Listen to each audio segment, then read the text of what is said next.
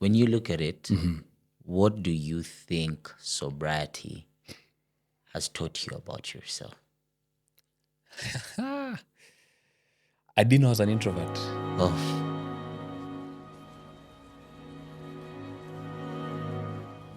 I think for me, drinking was just a distraction. yeah. When I drank, I escaped my reality. Yeah. Then there's those who feel that therapy, the therapy is a thing that people should even get involved in, because why are you going, this notion of why are you going to tell someone else about your problems? Yeah. Solve them on your own. Yeah. Figure it out. But it's so weird that those people say those things, yet they don't undertake healthy ways of dealing with the problems they face or the people around them are facing. Hello, guys, and welcome to another episode of the Just to Kick It is a Blessing podcast. Welcome to the podcast where it's all about time, where we teach, inspire, motivate, and entertain through the art of storytelling. Today, I have a special guest in studio with me, so without further ado, I will let him introduce himself. Welcome. Hi guys, my name is Edgar Odhiambo. I am a farmer. I am a TikToker recently, and I'm also a public policy analyst. Definitely happy to be here to have a conversation with you, Keith. Yeah. So yeah, man, let's kick it. Thank you so much. For gracing the invite and coming to share your powerful story, which we'll unpack as we move along the way. But to what brought us here today? Yeah. Why did you quit drinking? Can you take us to that exact moment you made that decision? Let's see. That was 20. So I've had 2 attempts at quitting. Okay. At quitting drinking. Yeah. Basically, to then decide to live an alcohol-free life. So this started. The first time was 2018. Yes. I did it for 2 months. Okay. The day I went back to drinking was because I got a call that a friend of mine had passed away, Yeah. and passed away by suicide. Oh, sorry. So after we were done with everything at the hospital, I remember I couldn't go home because you see I had lost someone else literally 2 days before Okay. that. So 2 friends within 48 hours. Wow. And that sends you into very different spaces. So I think I just couldn't manage my emotions at that time. Yeah.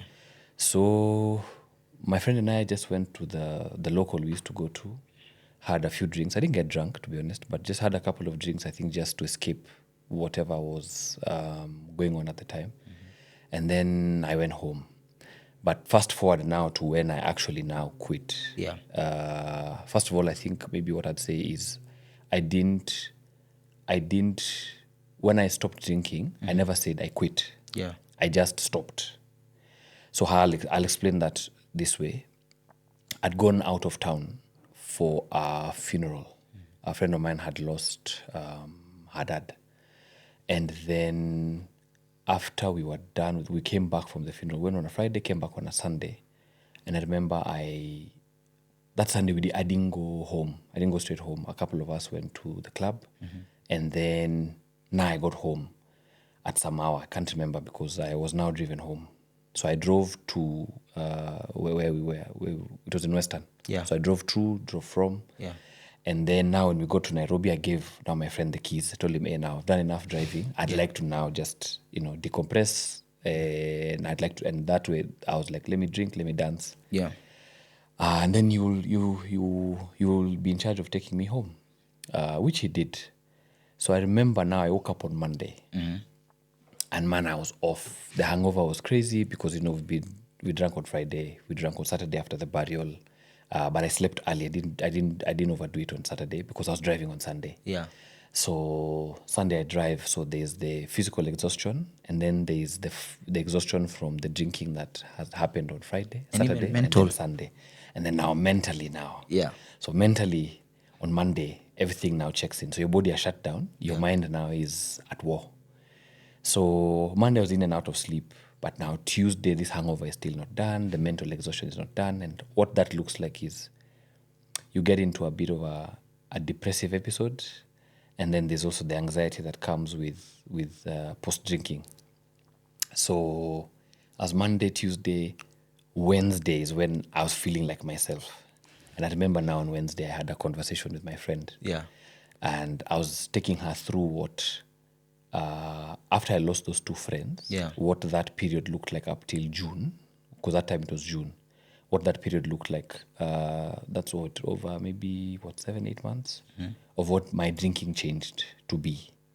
And I was like, man, I'm just tired of waking up days after, like if I've gone out on a Friday or a Saturday, tired of waking up feeling depressive or anxious. And my friend just told me, okay, what you do this weekend, don't drink. Yeah.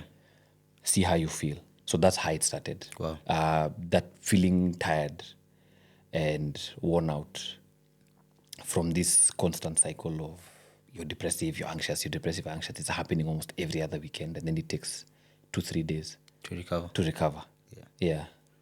No, I think number one, I agree with you that recovery sometimes is too long. Yeah. Yes. And also me, weirdly, I think I have the same thing. So I don't know whether it's because during the weekend you spiked your dopamine, Yes. and then now it comes crashing. So you're in bed even, questioning yourself. Yeah. I had a lot of, especially last year, I had a lot of days where I'd go on like a bender or something. Yes. And I'd come back home and I'd even question, why am I doing the podcast? You get. So I know exactly where you're coming from. Yeah. But I just wanted to go back and ask you, the first time you stopped for the 2 months, did you have a reason behind stopping?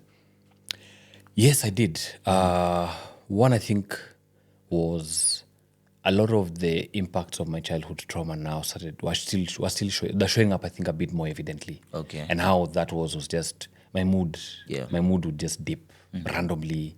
So it's between feeling depressed and anxious. So there was the what do you call it? There was the when I'm drinking, man, I'm happy. I'm up there. Dopamine is spiked. Everything is good. But then when I've stopped drinking. I've slept. I've woken up. Yeah. I realize I'm more depressive. I'm more anxious. So questioning myself. So it started with maybe me looking at my circumstances. The kind of family probably I come from and the kind of things we go through, and slowly being worn down by the impacts of that. Yeah. So I decided, man, you know what? People say alcohol is a depressant. It is a difference. So you know what? Let me take a break. Yeah. Let me see. So I didn't have a target in mind. The intention was not long-term quitting. It was just let me see how far I can go, and I got to 2 months. Yeah. Yeah.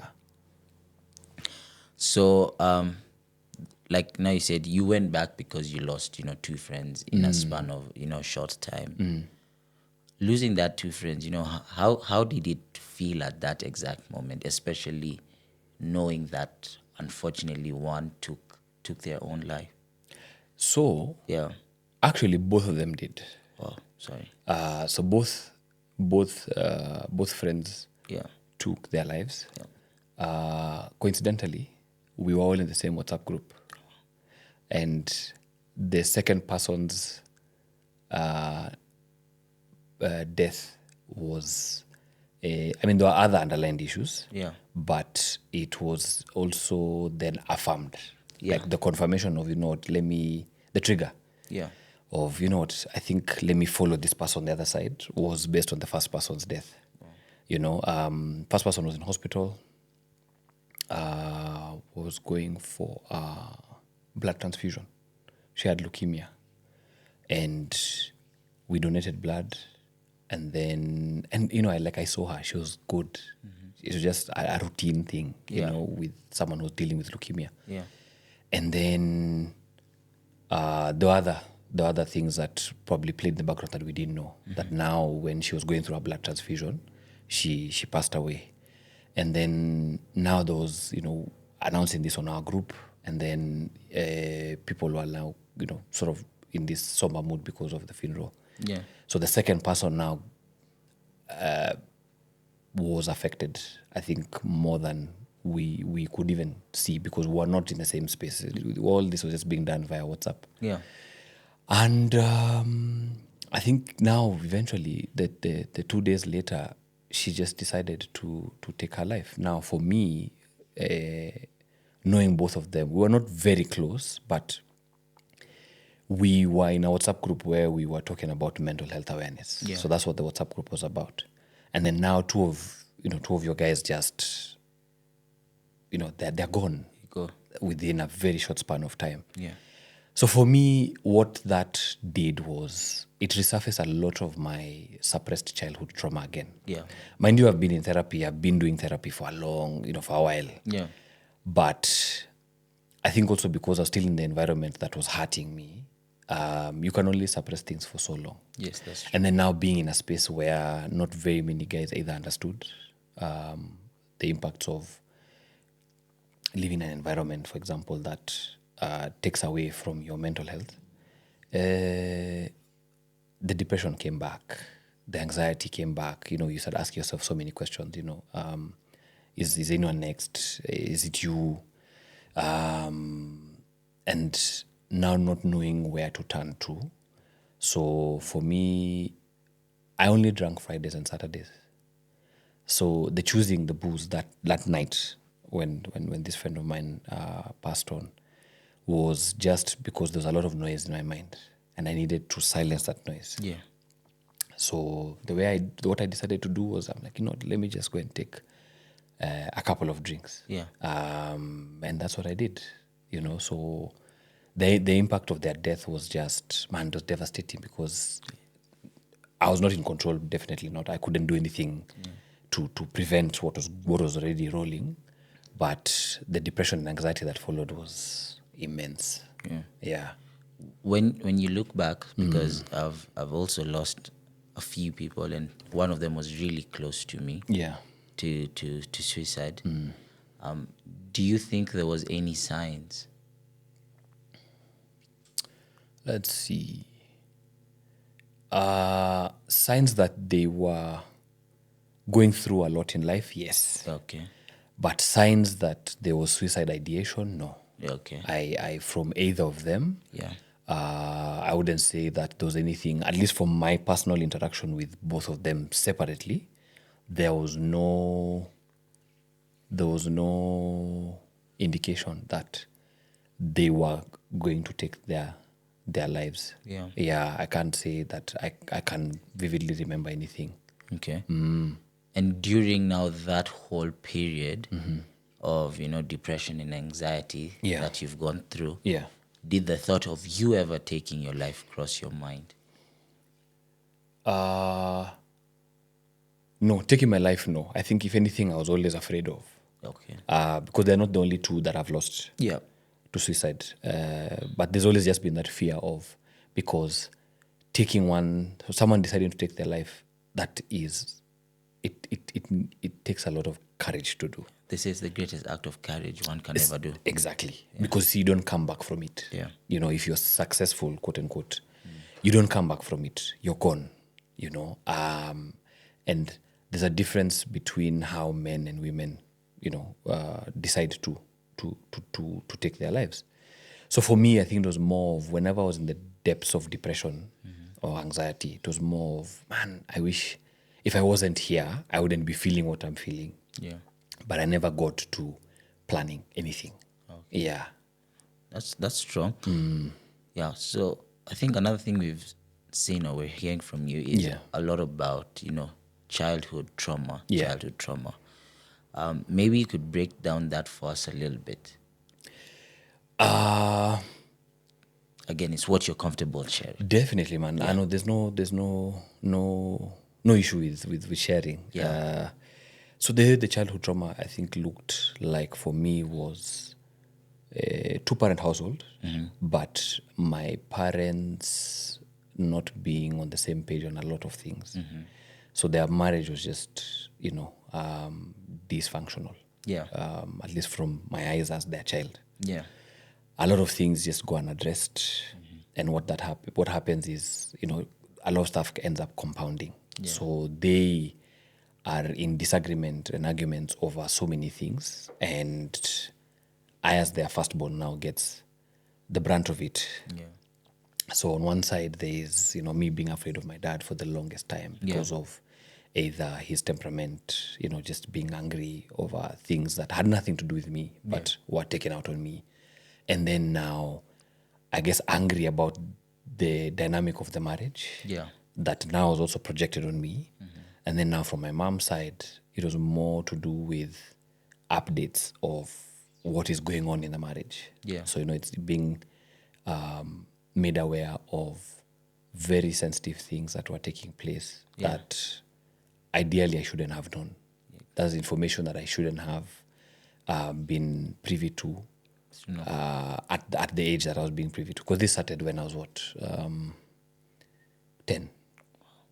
And this went on for close to 20 years. So you have fast access and very close access to information and things happening in your home that I really shouldn't have. No. So it leads to emotional neglect. You go through life and your folks can't really. They don't know what exactly is going on with you because they are caught up in their own mess. Yeah. For them to see that you need emotional presence and nourishment, physical presence as well. Yeah. So the script was just provision. Let's get this guy through school. Let's let him have food, a place to sleep, place to shower, and stuff like that. But that's it. Other than that, then everyone was just sort of caught up in their own stuff. So I could say for myself, what happened was, other the outside provision, I think emotionally, a lot of the heavy lifting in terms of raising was on me. I could say I raised myself, and that's not a flex. Yeah. It's not even anything I'm trying to say, I raised myself. No. That was the difficult thing because I was a kid. Yeah. The little things I picked up from my folks, they would share and stuff, but a lot of it was now just that, Yeah. Yeah. Do you have any resentment towards your folks, or how you letting go of that, or working to let go of so much pain?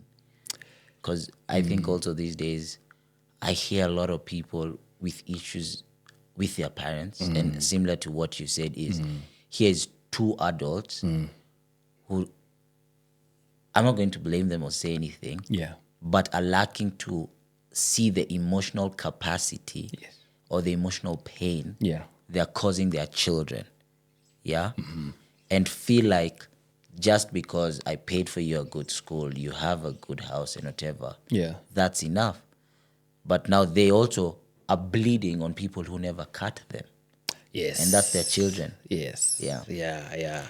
Actually, that's a very important thing to say.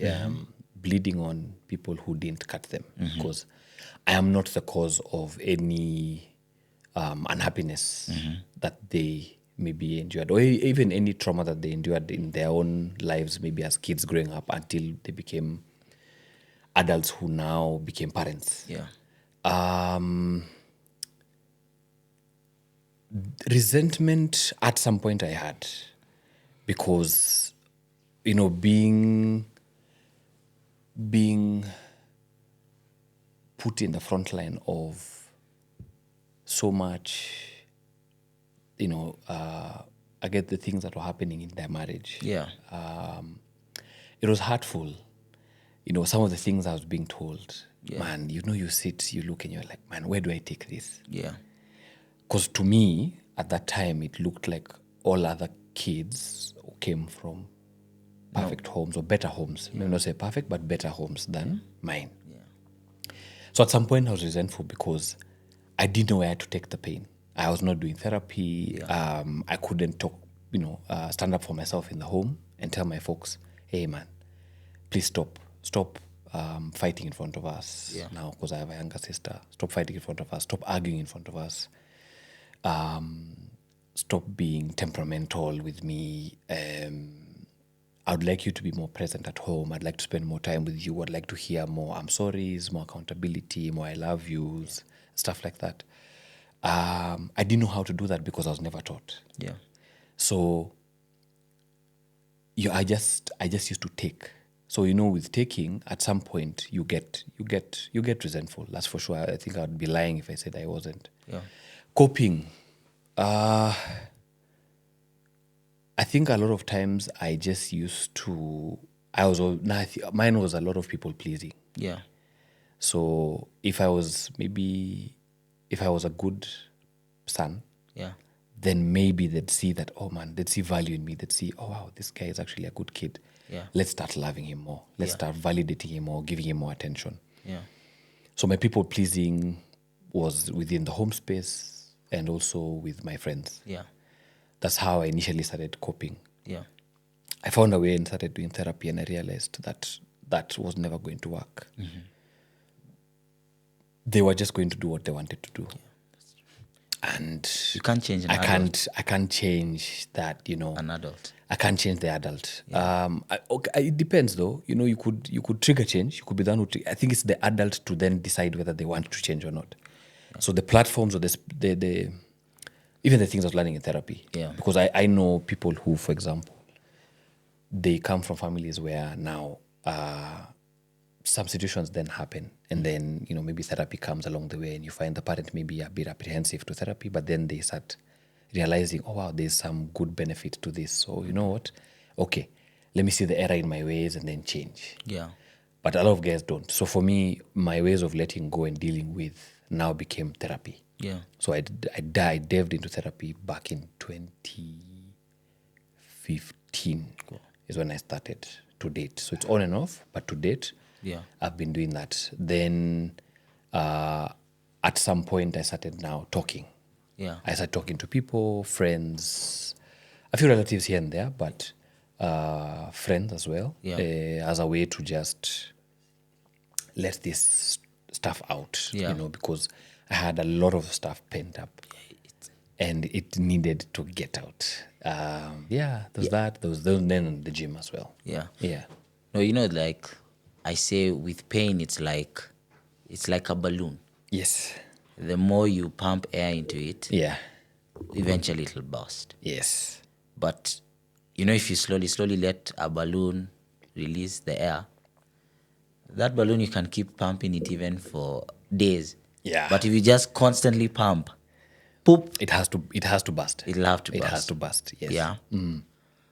When you look at it and when you reflect back, because they say life is lived forward but understood backwards. Understood backwards, yes. Yes. When you look at it, do you think there's something you now understand from that relationship which you didn't understand when you were younger? Yes. For my mom, for example, she lost her parents young. Yeah. I never met my granddad. He passed away way before I was even a thought, because my mom was she was doing high levels when her dad passed on. Yeah. Then I met her mom. Yeah. But I can't remember much because she also passed on when I was, I think, 6 or 8. Yeah. So again, I was too young to remember her. Yeah. So for her, let me start with my mom. I think because she lost her parents young, that destabilized their family quite a bit. I believe because of that, it led to her, I guess, just being who she ended up being, Then comes, I don't think she ever maybe processed that grief very well. Mm-hmm. So I wouldn't say the right way. Let me just say she just didn't process the grief well. Well, yeah. And then, she gets into marriage. Yeah. And, with my dad, and my dad who lost his mom young. Not too young, not as young as my mom. Yeah. But he lost his mom young in marriage. And then now there's a way they were raised as kids. My late granddad was from what I hear, he was a very strict guy. I mean, I met him because he passed on just 2 years ago. I think it'll be actually 2 years next week, but next week but one. Yeah. But he was a very strict guy. So I can only imagine, trying to relate with a guy who's very strict. He raised his kids with an iron fist. Yeah. No hitting, just the way he talked. He wanted things a certain way, and that was the only way he wanted them. There was no compromise. Yeah. There was no. Actually, that's the way. There was just no compromise. Yeah. It was just that way and that way alone. So that then only meant that in that home, Yeah. it was very difficult for them to also express themselves. Okay. So then now comes, you've come from a space where you weren't able to express yourself, and then now my dad left home at a young age. When he joined boarding school in high school, that's it. He never went back home. Wow. It was holidays, yes. Yeah. But holidays were also spent in relatives' houses, Yeah. sort of thing. And then when you got into uni, you're in a hostel. After hostel, you start your own life. You get a house with, I think you go to the friends and stuff like that. So I think with a lot of that came, even them, they had to figure out life on their own. Yeah. On either side, and because of different things. So my mom, I think it was the grief side of things. Yeah. Because it also destabilized her school. And then now my dad is just done for you, and he's a firstborn. Oh. So it's you figure out yourself. Yeah. And see what happens. And then of course, getting married, getting kids. Yeah. You're doing all these things for the first time. Yeah. And he didn't have like his mom who could build. Because we lost my grandma when I was 5. Yeah. So you don't have the grandmother who could be like, hey, let me teach you a bit of how to raise. A thing or two. I think, raise kids, a thing or two about that. Yeah. So I think there was that. Okay. Yeah, but let me give a disclaimer. It feeds into the resentment thing you talked about. Yeah. At some point. So I'd say that I never expected perfection from my parents. Yes. I've never had that with me. Everyone's imperfect. Yes. Everyone's bound to make mistakes. Yes. My thing was, at some point, where resentment came in was when I made my parents aware of the cause and effect of the environment that was our home. Yes. So that one, I'm making you aware. I'm telling you as your child that when either you say these things or you do these things, that thing you're saying about you live life forward, but It must understood backwards. but it's understood backwards. Yeah. So now I was trying to get them to understand it backwards for us to live forward. Yeah. And they made little to no change. Yeah. So the resentment now for me came there. Yeah. Yeah, what you're saying, because you keep on telling someone, look, this and this is hurting or it's causing toxicity within this house. Yes. But it's like they're not understanding. Yes. And they keep pouring. Yeah. Yeah. I think I had a conversation the other day with a pastor. She's called Pastor Angie. And I think the one thing that, like in that conversation that I picked up was extending grace. Yes. Where we need to extend grace to people who don't seem, because of how they were raised, have that emotional capacity or emotional intelligence to raise kids. Yes. Yeah. And I read a stat the other day, and it was saying only 2% of people change because they are willing to. The rest of the 98 change because something bad has happened.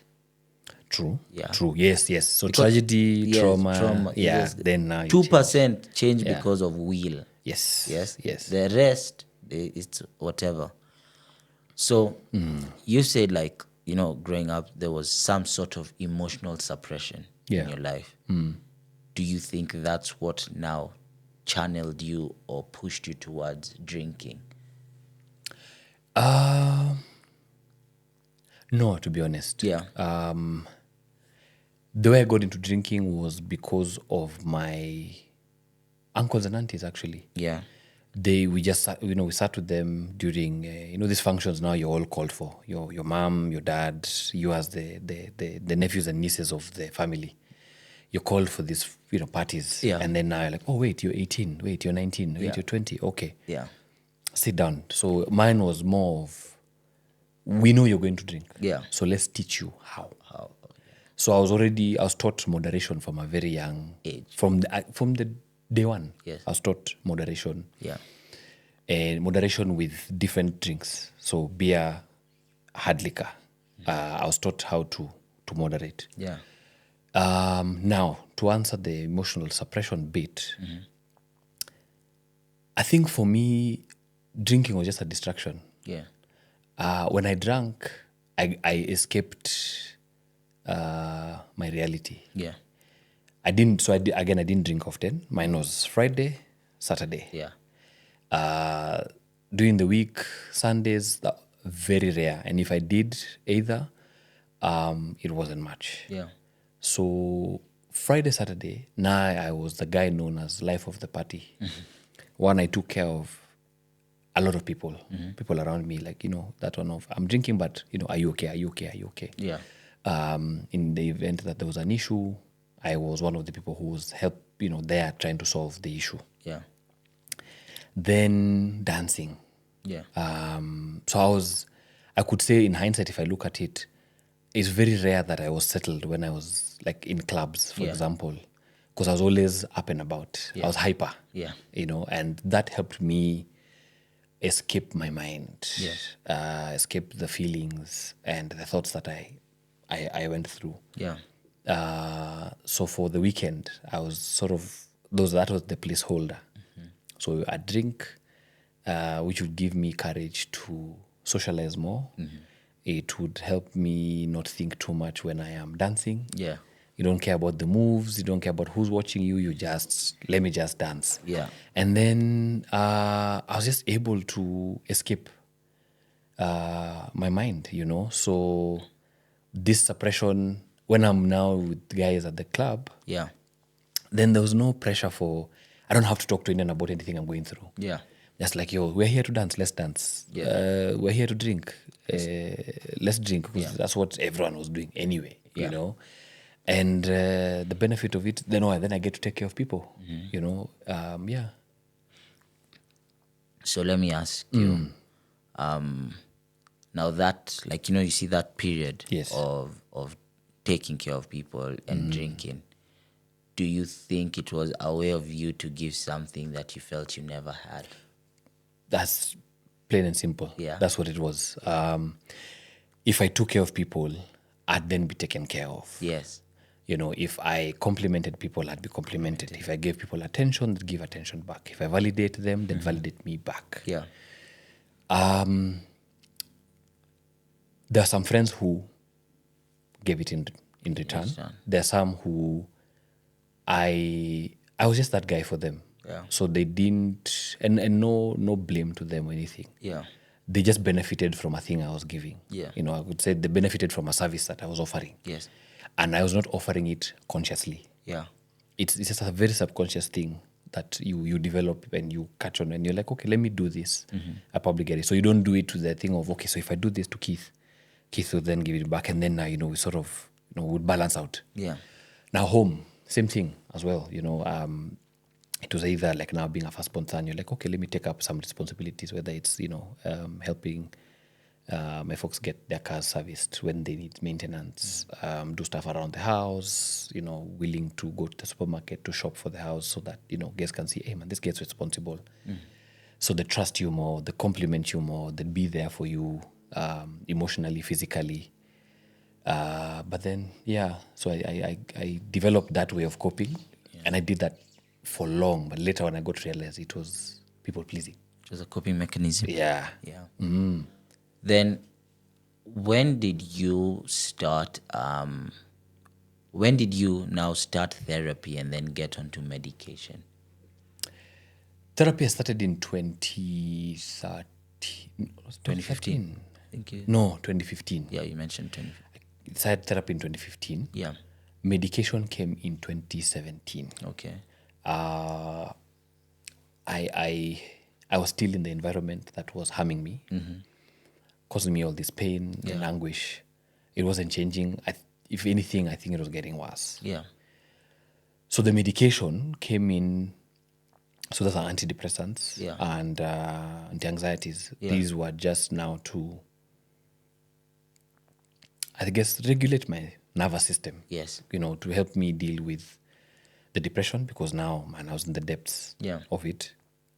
and then to manage the anxiety. Yeah. Because the anxiety was on either for either condition, there were extremes I was facing. Yeah. And I was not able to get myself balanced out on my own. Yeah.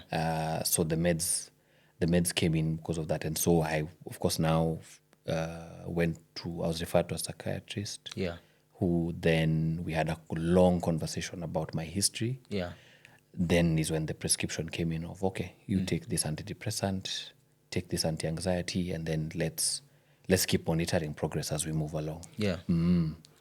So, do you take them to date? No, I stopped. Okay. Yeah. And how have you been coping? Since I stopped? Yeah. Let's see. I don't know if there's anything too different, Yeah. but therapy has still been the thing. That the constant has been therapy. Yes. From before the meds, when the meds came in, and after. Yeah.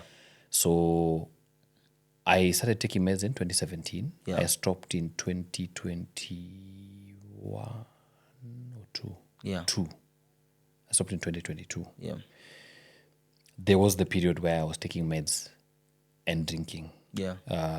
Because I quit in 2019. So let's say for about 2 years. Yeah. Just shy of 2 years, I was meds and drinking. That was not on purpose. Yeah. I actually had no knowledge that antidepressants, anti-anxieties, and drinking were not a thing you should do. I hear it's a bad combo. It's a bad combo. Yeah. So now, the story that we started with when we started this episode, the more depression, the more anxiety after a night of drinking Yeah. was felt more because of the meds. Yes. Because of being on meds. So my meds, I was taking them on schedule. I had reminders, nini. So I didn't miss a mark. It was very rare that I missed. Yeah.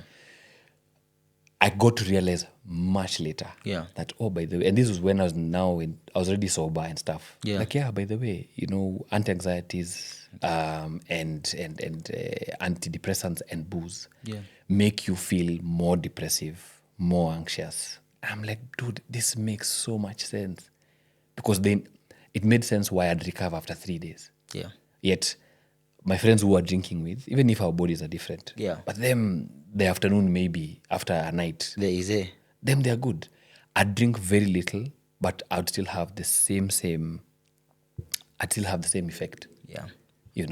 So it made sense now later that this is why this was going on. But meds, I'd say much later, coping now became therapy still, working out. I'd not got into the part of like a clean diet. They'd always say, your gut health also affects your mental health. Yeah, I know. I kept hearing that, and I'm like, I didn't dismiss it. I didn't think it applied to me. Yeah. So my constants were just therapy, working out, socializing with friends, talking about my problems. Yeah. So if I had people who I felt safe with, then I'd share. Yeah. Yeah. I'm happy you've shared that because I will send this to one of my friends. Okay. She keeps on complaining about her state of her mind. Okay. And I keep on telling her it's because you're on antidepressants, you're on anti-anxieties, you're smoking weed, and you're drinking. Before we go to the next question, let me speak just very briefly on what you've said. Yeah. Definitely. Drinking, smoking weed, antidepressant, anti-anxieties, that combination will not be of any benefit to any human being, including, like, for example, your friend. So no judgment. Yeah. I can only imagine why she's doing all this. I don't know her story, but I can only imagine. It's all you're just trying to do is quiet your mind. Yes. And regulate your nervous system. Yeah. But at some point, you have to pick. There's something, what's her name? There's something Janet Buga always says. You have to pick a hard. The hard I chose to pick was sobriety. Yeah. I thankfully I wasn't an alcoholic. Yeah. And no judgment again to anyone who has faced alcoholism. Yeah.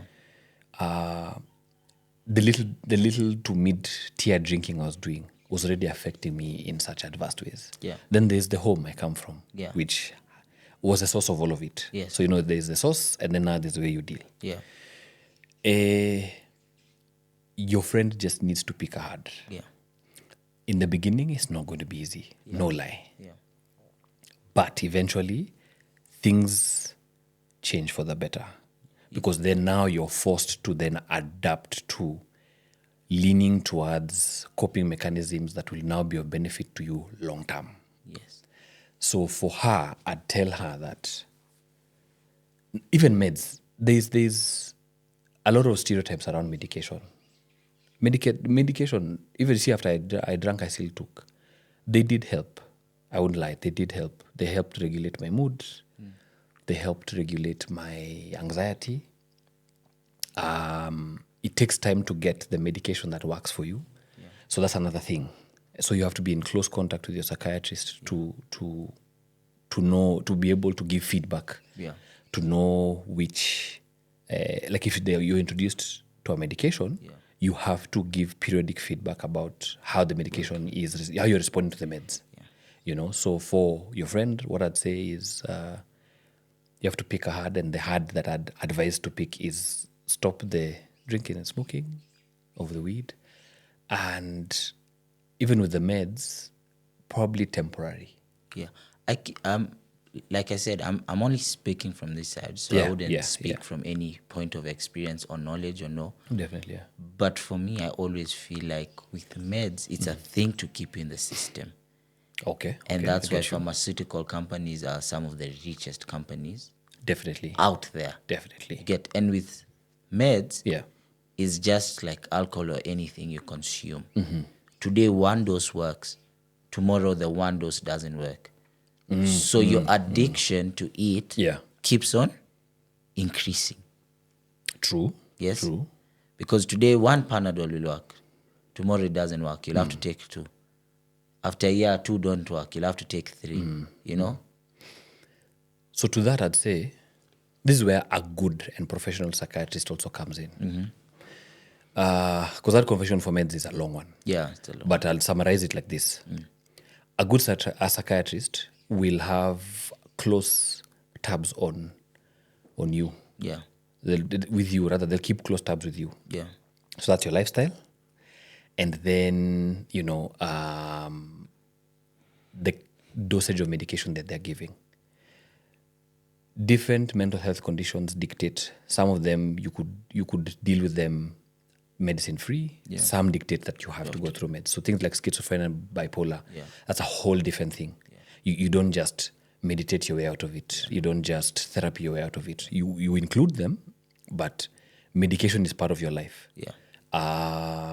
But a good psychiatrist then will know when to start tapering you down. So you don't start with high dosages for sure, so that they tell you there's some medication that can only be taken for, I remember like for me, there's some meds when the anxiety was extreme, I could only take that medication for, I think it was 5 days. And you're given, it's a prescription, prescribed drug, and the pharmacist can't give you more than 5 days. Wow. Because even the psychiatrist will tell you that this medication beyond 5, like it has potential for addiction. We're giving this as a placeholder to then just bring down that anxiety that is so severe. Yeah. Beyond that, done. I am definitely pro no meds. Yeah. But if the meds have to come in, I'm not against it. Yeah. But then short term. Okay. Short term, then, so that of course I don't want Big Pharma to win. Yeah. They don't deserve to win. They're messing a lot of guys' lives. Yeah. Yeah. When you look at it, what do you think sobriety has taught you about yourself? I didn't know I was an introvert. Oh. That was the biggest slap in the face I got. Anyone who knows me when I was drinking was, that life of the party. Bro, this guy's an extrovert. There's no way. Yeah. So one was I'm an introvert. Not extremely so, but I've preferred then to be with fewer people around me, if not with just myself. Other things, let's see. Man, I had to face my mind. Yeah. I had to face my mind. There was no shortcut. There was no sidestepping this. I had to face my mind. So I realized that I actually suppressed more than I thought. Yeah. And that had to be dealt with in one way or another. Another thing I realized about myself was I knew I was an empath, but man, I was a sponge. I absorbed way too much. Yeah. And no regrets or anything, but I realized that I absorbed a lot more than I thought I ever did. Yeah. Because again, now your mind has space. It has space to go through everything, the most minute of details. Yeah.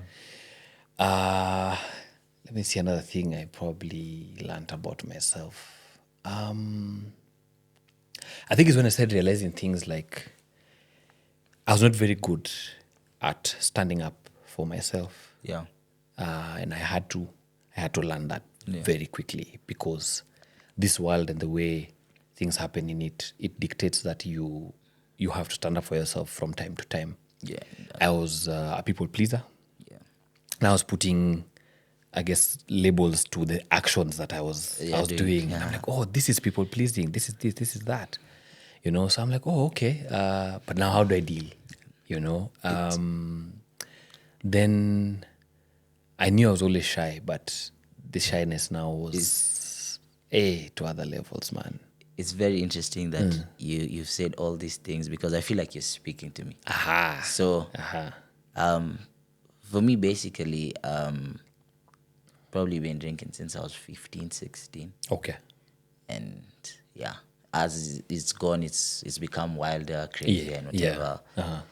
But I kind of woke up this year and I was like, I'm a bit tired of this lifestyle. So I did 100 days. Hey, nice. And then just went back to drinking, then said, okay, I'm done now. So did another like 40 days. Actually, I think I'm on my 40th day now again. But, sober? Yeah. Okay. So at least I know this majority of this year, You've been sober? I've been sober. Good. Compared to any of my other years. How old are you now? I'm 28. 28? Yeah. Okay. So, good. So yeah. But now everything you've said has also come to me, because now that I'm gone through this like sober thing, I've realized I feel like I'm an introvert. Okay. I feel like to me, Yes. I feel like the drinking was an escape or something, and it made me feel like extroverted, Even the other day I sat down with someone and they're like, hey bro, you really changed. You used to want to be that famous guy out there and everything. Nowadays it's even so hard to find you. I realized I enjoyed also staying at home or only spending time with 2-3 friends. There you go. But previously, I'm like, how are we only 3? Me on the table to jar, Yeah. Then I realized that I knew I was shy, but I didn't realize to this extent. There you I was go. like, damn, I didn't know it was like this. I'm really shy. Yes. And I tell people this and they're like, bro, how can you lie? This is cap, Yeah. And I'm like, it's just slow discoveries that I'm, starting to make. Sobriety will do that to you. Yeah. It opens you up to... You're forced to get to know yourself. Yes. You're forced to know the good, the bad, and the ugly. Yes. And then now, you're forced to... I think the biggest thing I can say for me is I've been forced to be inward before outward. So it's very easy to say, no, it's Keith's fault, it's G. Meshach's fault, Yeah. what. Yeah. But as you point to them, are you able to point to yourself? Are you able to say, my stake in our dynamic is 3%, or mine is 80%, and Keith's is 20%? Am I able to do that? And I've had to face things like, I used to have and I think this is because of home. Yeah. It was very hard for me to apologize. Yeah. So it's not that I was not accepting that I was wrong. Yeah. Our home, saying the word I'm sorry was not a thing that I witnessed. Yeah.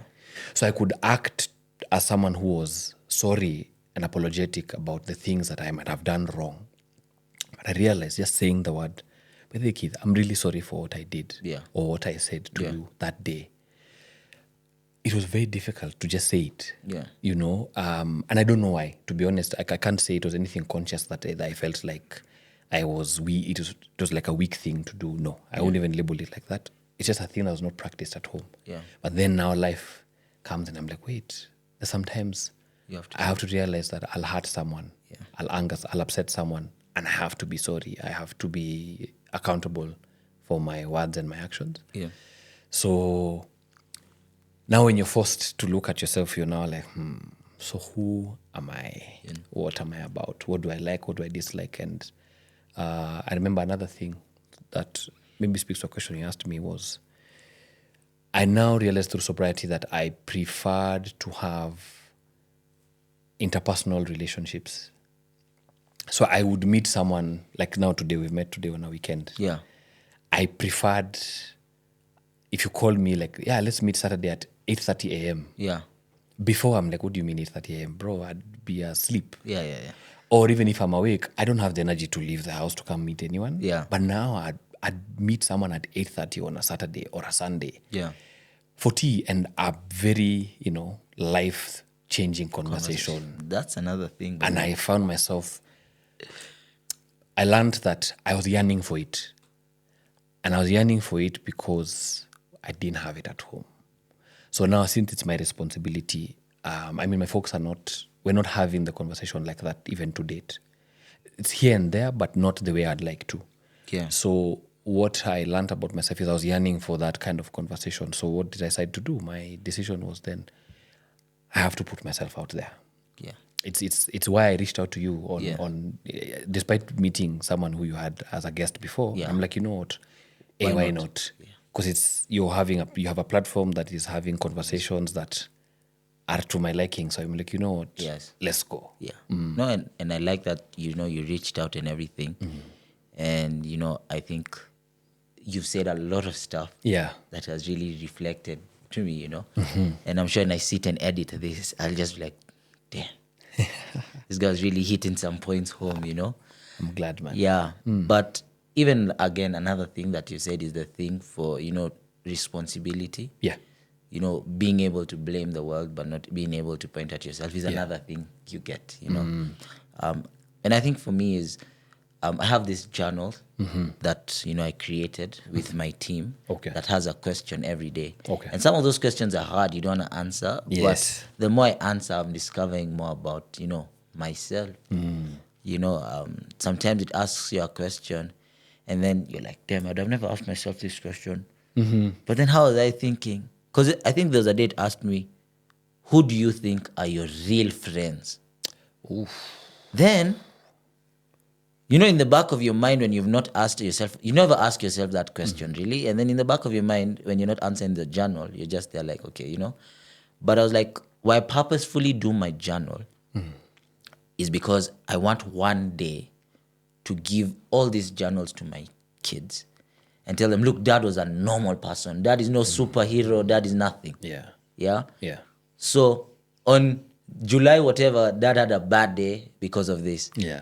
On this day, dad lost a business deal. On this day, dad's heart was heartbroken. So kids, I want to give a personalized relationship to my kids that maybe we didn't really see with our parents. Yes. Yeah. So that's why I journal a lot. But maybe for you, what's the scariest part of sobriety?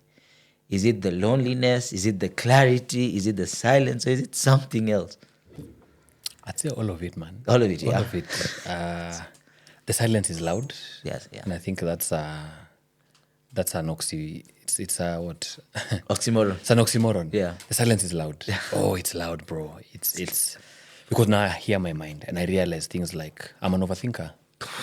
Yeah, really. And then I realized also things like I didn't know how to regulate myself. Yeah. My emotions, my thoughts, and all that. And I was struggling. And a big thing I was struggling to express myself. Yeah. So the silence became loud, and I had to find ways to I had to find ways to make sense of the things that I'm thinking. I had to now start tracing. Yes. So you're talking about journaling.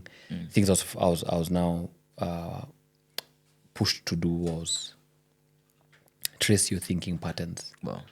So that you know in different scenarios what comes to your mind and how do you think about these things. Yeah. The calmness, I think, let's see. The calmness, I think, brought in fear. Because now, Yeah. and goes back to the silence being loud. Being loud, because yeah. now your thoughts get loud. Yeah. You realize sometimes you have very dark thoughts. Sometimes you have very scary thoughts. Sometimes you realize that certain situations, when you think about them, they bring out anger. Yeah. And you then realize, because of the calmness Yeah. of time and space, Yeah. that man, this one situation, these two situations got me extremely upset. And the anger, you relieve the anger when you relieve that situation. Then the loneliness, man, from being the life of the party, the guy who mobilized people, the guy who always had a plan, bringing people together. And for me, it's just, I loved bringing people together for them to meet each other and be friends, do business together, get into relationships if that's where that takes you guys. And then you get to a Friday and a Saturday and no one has called you. No one has texted you. No one is saying, hey, let's meet up for a plan. Bro, you are really hitting home. No one calls you, no one texts you, no one. And then now the age we're in, social media. Social media wants, it gets people posting where they are, what they're doing, and who they're doing it with. And then you go on those platforms and you're like, yo, The FOMO. I used to call these guys, this is even before, so there's the FOMO. But I think even before the FOMO, and I'm like, wait, I used to call this crowd, this exact crowd that are together right now, I used to call them and I used to give them a plan. And again, I don't call them and give them the plan for any other reason other than I want to hang out with you guys. Yeah. That's it. And all of a sudden, no one is calling, no one is texting, no one wants to hang out. And I'm like, wow. So then what does this mean? Yeah. So quickly I realized that, oh, wait, maybe these were just friends for drinking. Yeah. And that's a slap in the face, because then I now got into this phase where I was transitioning into the phase where I wanted the deep friendships, the ones where we talk about the grimy stuff. Yeah.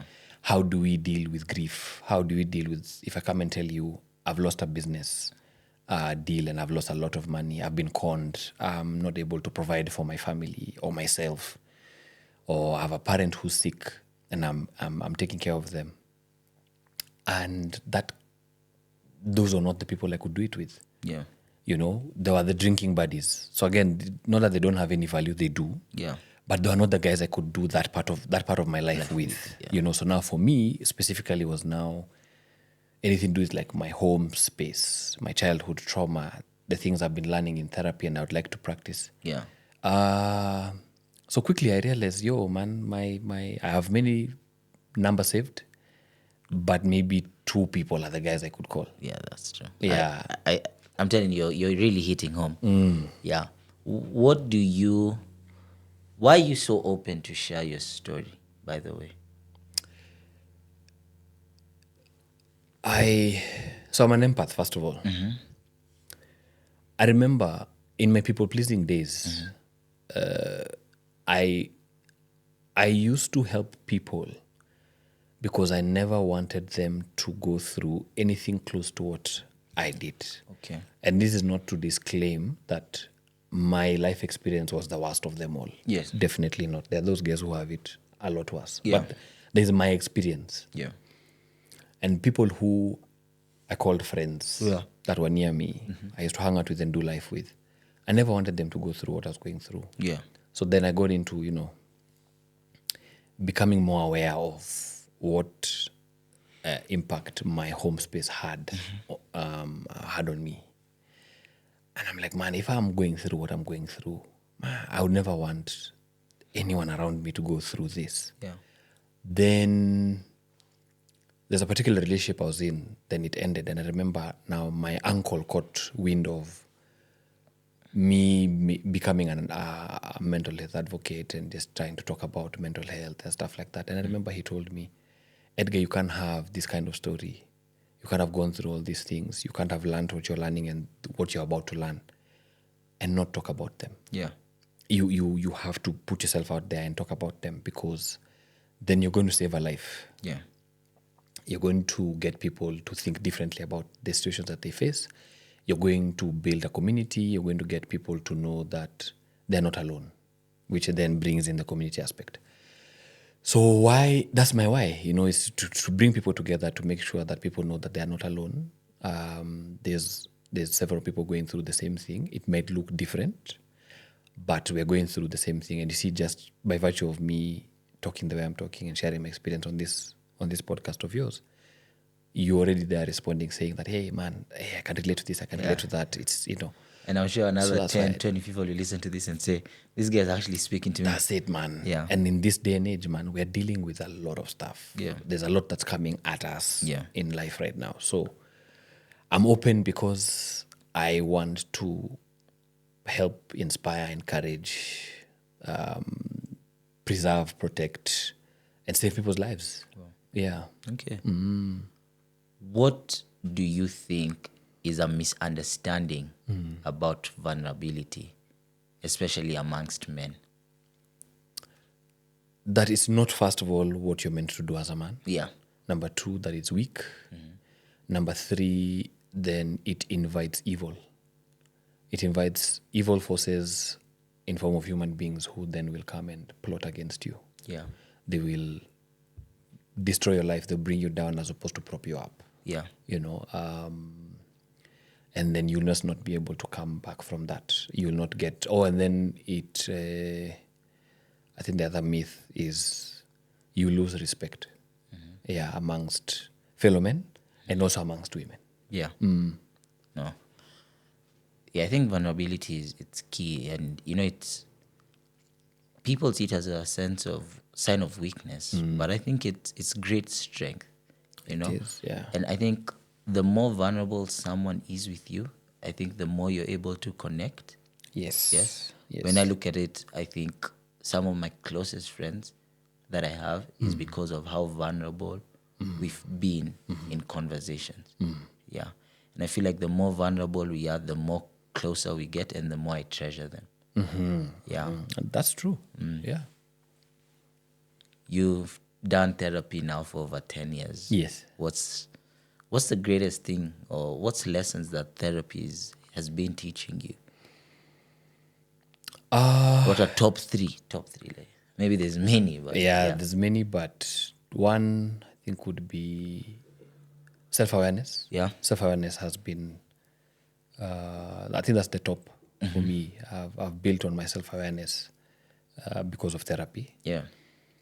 Number two would be that my experience was actually real.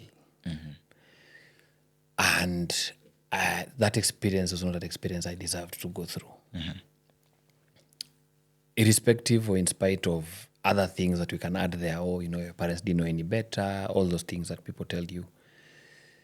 My experience was real. Yeah. And how I was affected was normal, was a thing that was, you could say, expected. Like, hey man, you can't have gone through all that and not have been affected. Yeah. And then number three would be, I think I'm not alone.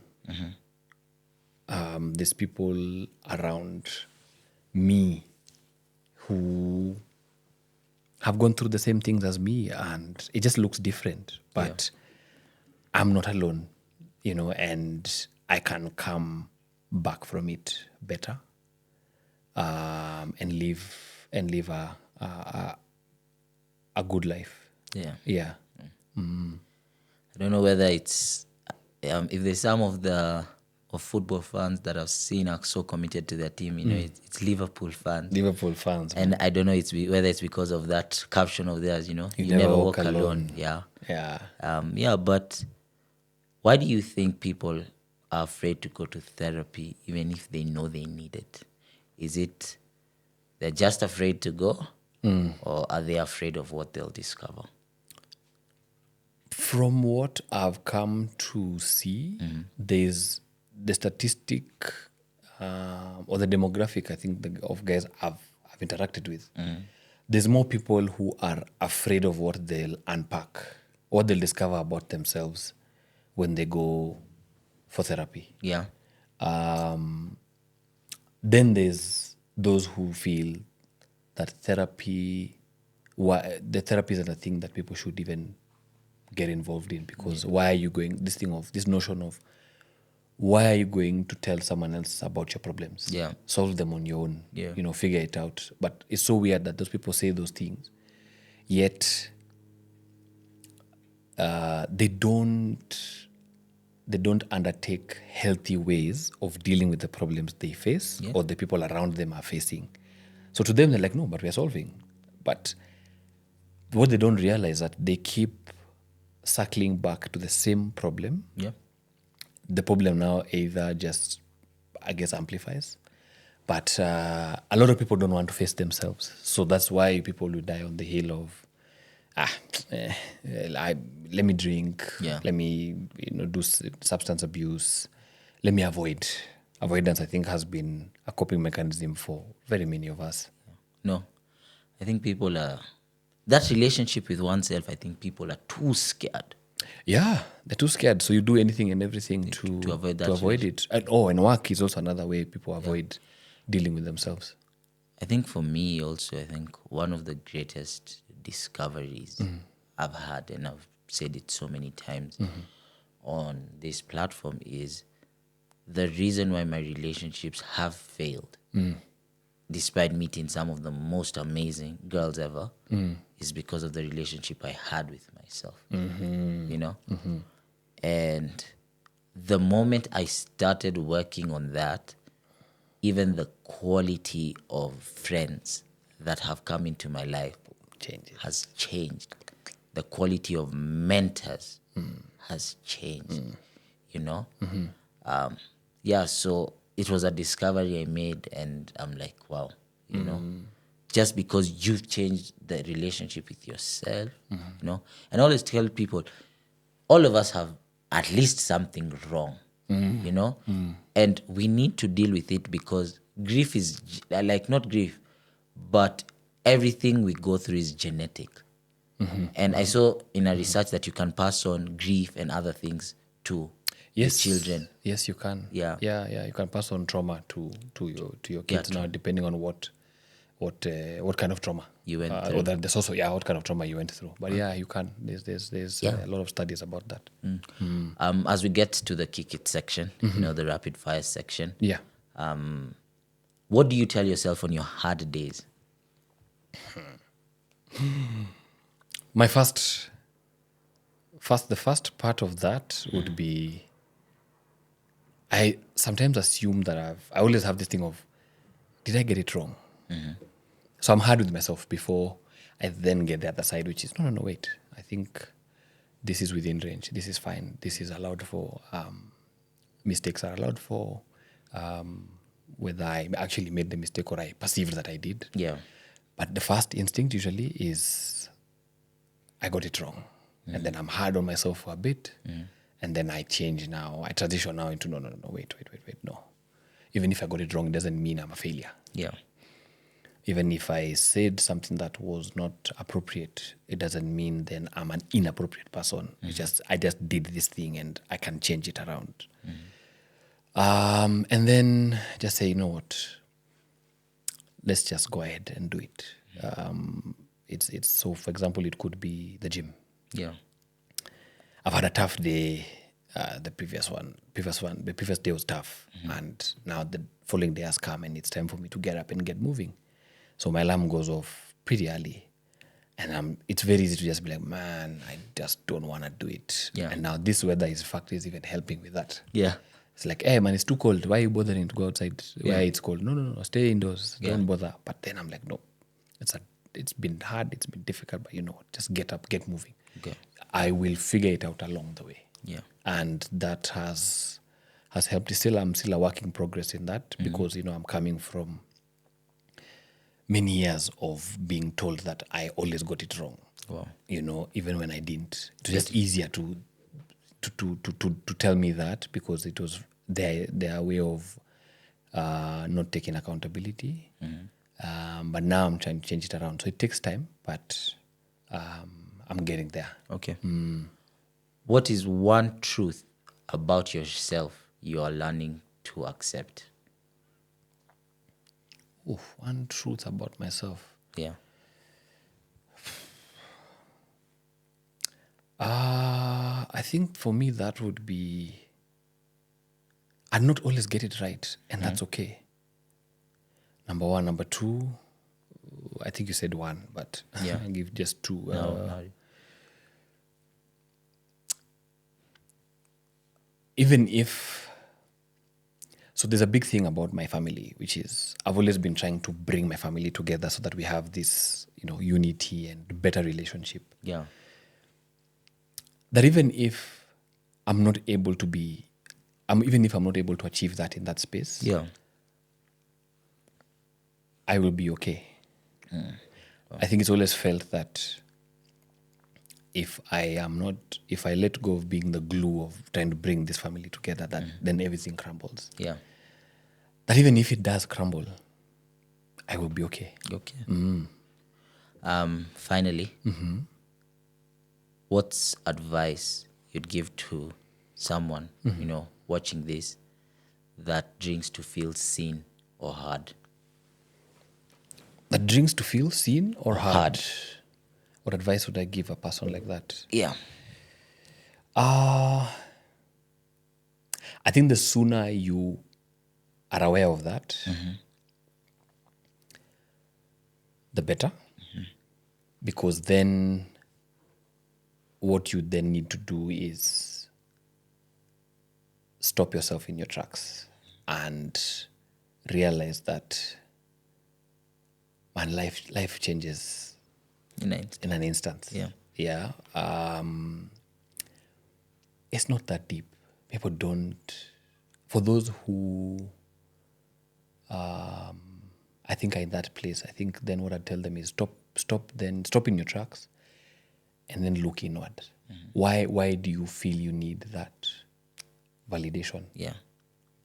You would realize that a lot of the source of that need comes from how you are raised. Yeah.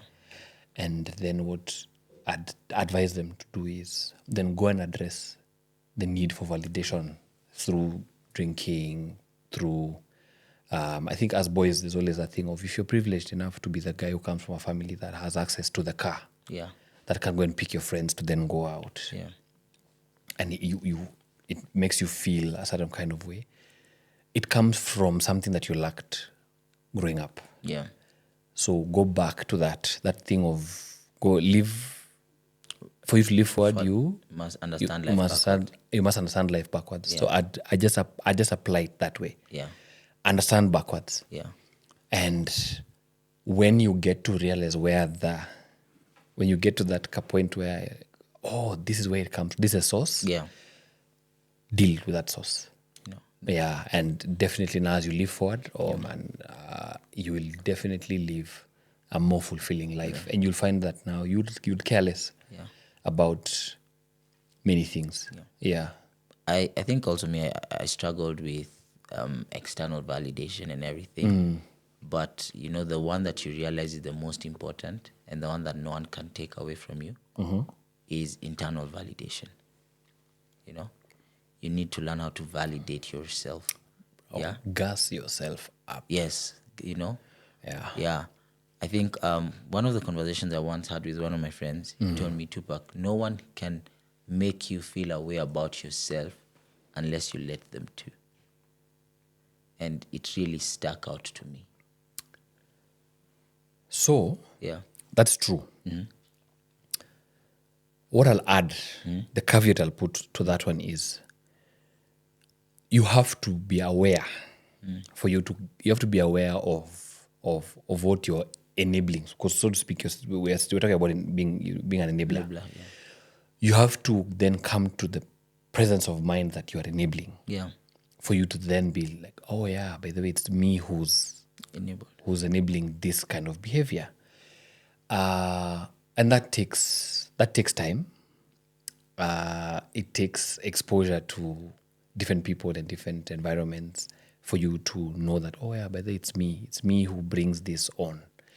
So the hope is that if you get to the point of awareness sooner rather than later, then you will be able to then turn that around. Yeah. So that statement is very true. Yeah. So the conversation that needs to be had is then, how do we get someone to be aware? Yeah. Because we assume that people are aware. A lot of us are not. Yeah. At whatever age, even our parents, whatever the age, 50, 60, 70, 80, Yeah. a lot of them are not aware. Yeah. So we want something from them that they're not aware of. So let's talk about awareness, Yeah. then transition to that thing you say. Okay. Yeah. As we wrap this up, any final words or any parting shots? I know this podcast, I know we're trying to unpack sobriety quite a bit. Yeah. I've noticed a lot of people are considering alcohol-free lives. Yes. The thing they tell themselves is, but you guys, if I become sober, then what will I do? Yeah. How will I live life? Is it possible?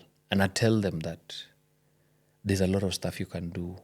There's a lot of stuff you can achieve being sober.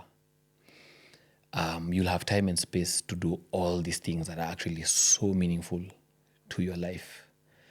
And then the other, and this one is speaking to a myth.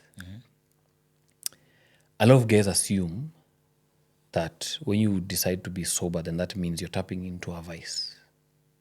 That is a myth. You can live a alcohol-free life and have no vices. You could just live life. Yes. People always feel like you have to replace you. Then if you've let go of booze, then you've replaced it with something. I didn't replace alcohol with anything. Yeah. I just stopped drinking. Yeah. And then I just got into other things. Yeah. I was always working out even when I was drinking. Yeah. I liked deep conversations with people. I preferred interpersonal relationships. Yeah. Those preferences now, I now have the time To do them. to do them and immerse myself there. So it's a myth when people say, when you stop drinking, then you have to have a vice. Yeah. You don't have to have a vice. You can just do away with booze and live life. Yeah. No. Thank you so much, for coming to share your story, for, being vulnerable on our platform, I know the conversation has changed me. Good. So I am Happy it certain has. that someone listening to this will definitely be changed, And I'd like to agree with what you said. Drinking, when you stop drinking, you make time for more meaningful and wholesome connections. When you're drunk, you're passing by. That's why you don't even remember the night. Man, you don't, yeah. Yeah, So, that's true. yeah, like, I think this year I learned how to paint. There you go. Because There you go. Fridays, I'm not drunk. So Saturday, I'm here recording. Yeah. After this, I go to my friend's house. You paint. And I paint with her little sister and her, Nice. Yeah. Yeah. So, and I'm like, this was way better than when the little sister would come and wake me up and try to do something with me. And I'm too hungry and I'm telling her, yo, I just want to watch something and just order for me some KFC, There you go. Yeah. There you go. And you find yourself getting into a better diet. Yeah. Courtesy of now not drinking. Yes. You just find yourself getting into a better diet. Yeah. Yeah. And also, I think for me, what I realized is a lot of drinking triggered a lot of other negative things that I didn't want to do. Yeah. So, without drinking, now I don't see the point of going on a bender. Yes. It has definitely, I don't see the point of, how even I talk to people or relate to people has drastically changed. Good. Yeah. Good. So, yeah. Fantastic, man. Yeah. So, Happy but for thank you so much. You're welcome. And, may God continue to bless you. Thanks, man. Thank I you. received that. Yes. And we look forward to having you again. Yeah, man. I'd love to. Yeah. For any other conversations, Yes. where it doesn't have to be just sobriety alone. Anything. Yeah. I'm game. Okay. Yeah. Yes. For those of you tuning in from home, thank you so much for tuning in to another episode of the Just to Kick It is a Blessing podcast. Remember that no matter where you are, no matter what you're going through, Just to kick it is truly a blessing. Goodbye and see you next week. For the boomer, yeah, singing no weapon forming against me shall prosper.